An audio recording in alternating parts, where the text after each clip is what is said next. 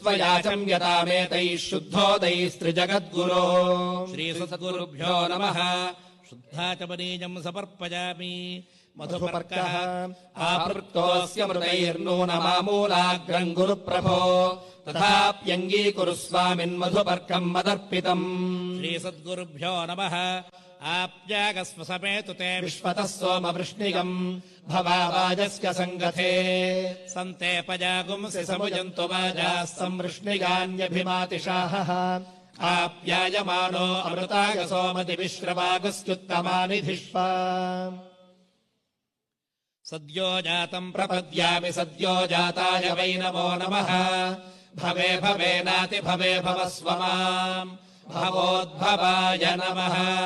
वामदेवाय नमो ज्येष्ठाय नमः श्रेष्ठाय नमो रुद्राय नमः कालाय नमः कलविकरणाय नमो बलविकरणाय नमो बलाय नमो बलप्रमथनाय नमः सर्वभूतदमनाय नमो मनोन्मनाय श्रीविपञ्चादिमहावाद्य सुवादन विचक्षणाय नमः।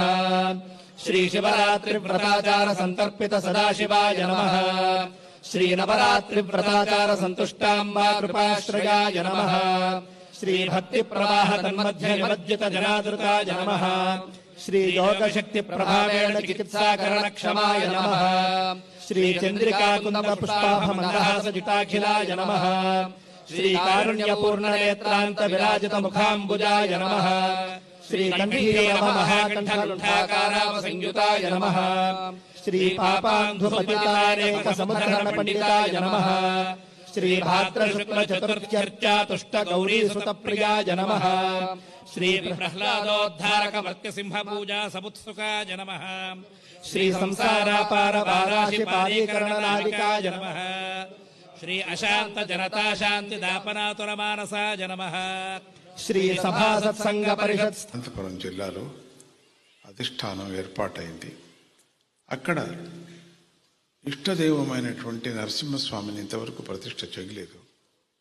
ఇప్పుడు ఇష్టదైవమైనటువంటి ప్రతిష్ఠ ఈ వెనకతట్టు చేయటం జరిగింది. అధిష్టానం పైన ఈశ్వరుడిని ప్రతిష్ఠ చేయటం జరిగింది. ఆయన ఎప్పుడు కూడా ఆయన నరసింహ ఉపాసకుడు, ఎప్పుడు నరసింహదేవుడే ఆయనకి ముఖ్యం. కానీ జపం మాత్రం నమశివాయ అని చేసేవారు. శివుడు అంటే చాలా ఇష్టం ఆయనకి. అహోబలానికి కూడా ప్రతి సంవత్సరం వెళ్ళి వచ్చేవారు. కాశీ అక్కడికి కూడా వెళ్ళి దర్శనం చేసుకొని వచ్చేవారు.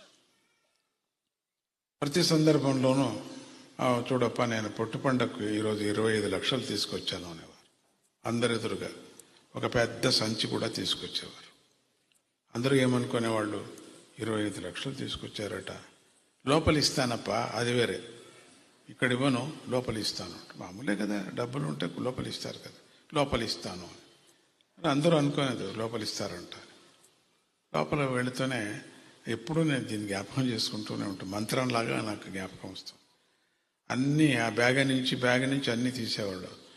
తట్ట లోట అవి అన్నీ తీసి, నీళ్లు అని ఎక్కడి నుంచి పట్టుకొని వచ్చేవాళ్ళు, గంగా నీళ్లు అన్నీ తీసి దారపోసి, ఈ 25 లక్షలు జపం నీకు దారపోస్తున్నాను అని, నీ ఆరోగ్యానికి.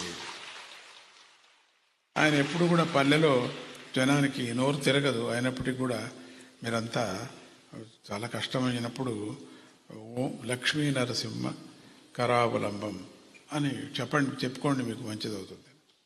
అదొక జపంలాగా, అదొక మంత్రంలాగా బోధించేవారు.